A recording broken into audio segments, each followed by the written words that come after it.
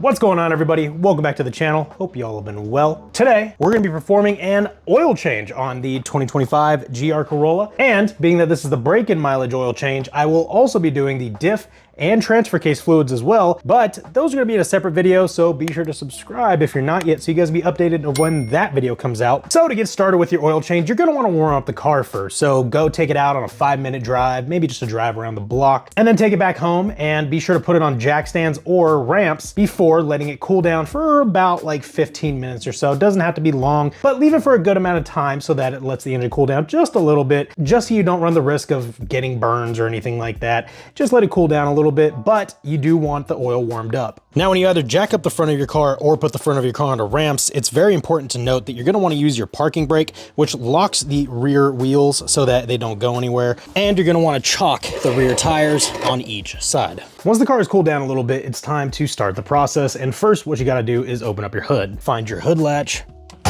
and open your hood so you can be prepared for the next steps. Now, before getting under the car, what I like to do first is to remove your oil fill cap. Probably gonna be a little bit hot, so be careful. Then take a rag or a paper towel and set your cap on top of that. Fold it up, put it on top of the opening so that you can still let air in while mitigating any dirt, debris, whatever might, very likely not, but whatever might be able to get into the oil pan. By allowing air to flow in, once you open up the drain bolt, it will make the oil flow out a lot faster. Now with the oil fill cap removed, it's time to move to the bottom of the car and see what we're working with. Now, some cars are gonna be different, but for the most part with newer cars, you're gonna have something like this panel that's covering both your filter and your oil pan. For the 2025 GR Corolla's oil panel, it's gonna have 4 10mm bolts, one right here, one right here, one right here, and one right here. So we're gonna go ahead and remove those now.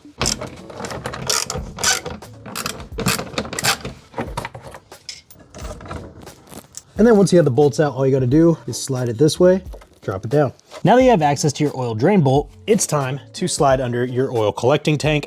But first, I highly recommend having some sort of mat or cardboard to place under your oil collecting bin or oil collecting tank of some sort, just so that if in case there's any spill, it'll get on the cardboard or the mat, not on your garage floor. It's now time to prep your tank. So what you're gonna wanna do, just pop that open, let it vent out, open up the main drain cap, set that up here, slide that under your car, and position it right under your drain bolt. You want the tank to be as far back as possible to where it'll catch the oil drain flow right there and it won't splash everywhere else. And you want it to where once this is almost fully drained out, it will start dripping. You just want those drips to be maintained in this general area. Now with your tank in position, it's time to open the drain bolt. Another thing to note before doing this is that you might want to wear some gloves just because it'll still be a little bit warm and also mitigate any oil getting on your hands. So for the drain bolt on the 2025 GR Corolla, it's going to be a 14mm socket or wrench. Yours might be different depending on what car you have. So as you can see, that broke loose pretty well. You don't want to torque it, pretty much just hand tight with a ratchet as usual. And just go ahead, screw it off, let the oil flow out, set your bolt in the pan and let the oil drain out. As the oil starts dripping down a little bit slower, it's time to move on to removing the filter. Now, being that my oil filter is going to be over here, it's a little bit in front of where my pan currently is.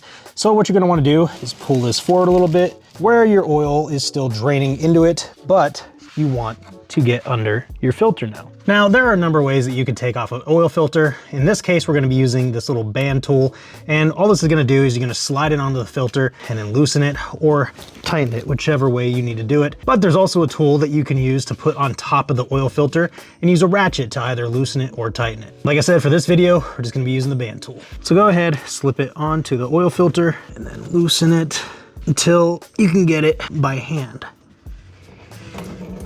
And as you can see, it's starting to flow out.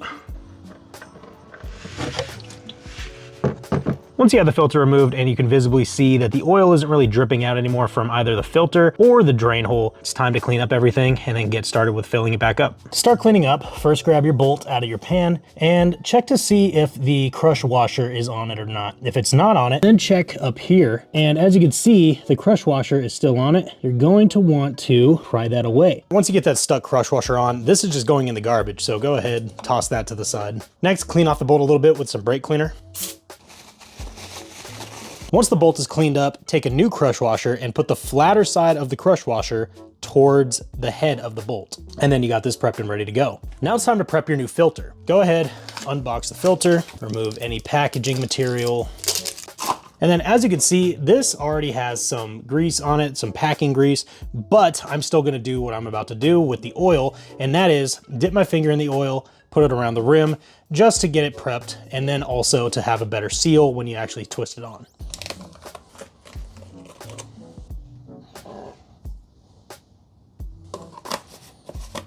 Now with the filter primed and ready to go, it's time to put everything back on. Now, I like to buy both my crush washers and my filters in bulk, just because it saves some money and also time for when you need to do your next oil change. And I buy both of these from Amazon, so I'll leave the links in the description down below, so you guys can check it out too if you have a GR Corolla, or if you have some other car. Amazon has a auto parts list that will have your particular car and your particular filters that you need for your oil changes. Now, it's not absolutely necessary to do any of this, but it's worth noting that you can clean up the area on your oil filter and also by your drain plug. Just to be safe, clean up any dust or any residual oil, and then go ahead and install your new oil filter and also reinstall your drain plug.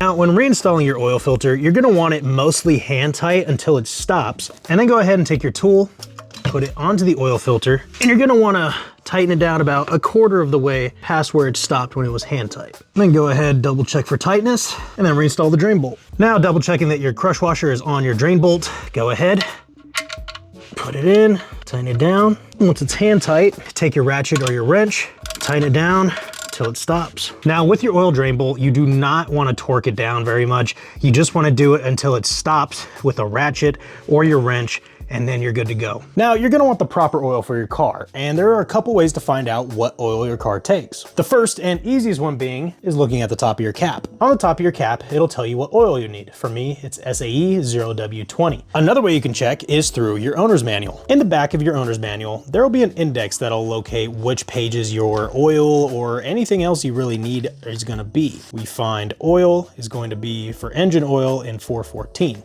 So we're gonna flip to 414, and as you see at the bottom of the page, engine oil selection, recommended viscosity, SAE 0W20. And if you go up, it'll tell you how much oil your car needs. With a filter, it's gonna be, for me, 4.5 quarts. Without a filter, 4.2. And as I said earlier, each car is gonna be different, so be sure to inspect your owner's manual and see what your car needs. Before you start filling up your oil, you're gonna wanna set your cap to the side, and be sure to prep your funnel. What I like to do is always clean up your funnel that you're gonna be using to pour in the oil, just to be safe. You don't want any dust or contaminants getting in your engine. Now, once the funnel's all clean, go ahead, put it into your fill cap, and then open up your oil. And if you didn't already, there's usually a film on the top. Go ahead, poke a hole in it, rip that off, and then get to pouring. During the fill process, you're gonna wanna stop and make sure that the level is where you need it. So right now we've added about 2 liters or almost 2 quarts of oil. We still need it down to the 1 quart and then work our way down to the half point after that. So as y'all can probably see right here, we are just past the 1/4 point, almost at the halfway, and I think we're good to go there. Now go ahead, cap up the rest of the oil that you have and set it to the side. Take a towel, pick up your filter, shake it out a little bit, put the paper towel under it, making sure that no oil drips onto your cover. Pick up your fill cap and screw it back on. Just to be safe, take a look under your car. Make sure there's no drippage from the drain bolt or your filter. And if it all looks clean down there, then you're good to go. Congratulations, you just changed the oil in your car. Now all you have left to do is replace the panels that you took off, if you took off any, to get to your oil filter and your oil drain bolt, and then take the car off ramps and you're good to go. But as you saw, I kind of guesstimated the amount of oil that I put back into the engine, and a good way to check to make sure that you have the proper amount of oil is to turn the car on, let it run for a little bit, maybe take it around the block, then take it back home, shut the car off, let it sit for about 5-10 minutes or so, and then check the oil dipstick, which I'll be showing you right here. So after parking your car, letting it cool down for a few minutes, you're gonna wanna take a rag, take out your dipstick, go ahead, slide it into the rag, cleaning it off. Mindful that the dipstick will be hot, put it back into the engine, take it out quickly, and as you might be able to see, It's a little bit hard. Right here where my thumb is at, thumbnail, is about where the line is. As long as it's between these two dots right here, you're good to go. If it's not though, just go ahead, fill it up until it's between the two dots. And anyways, guys, if you enjoyed the video and you got some good use out of it, please leave a like, subscribe if you're not subscribed yet, and ring the bell so you guys will be notified of more content like this, racing that's coming up here soon, more GR Corolla content, and other things coming to this channel soon. And be sure to leave your comments in the comment section down below. Let me know what you guys got out of this video, if there's anything you would do differently. And until next time, guys, keep going fast.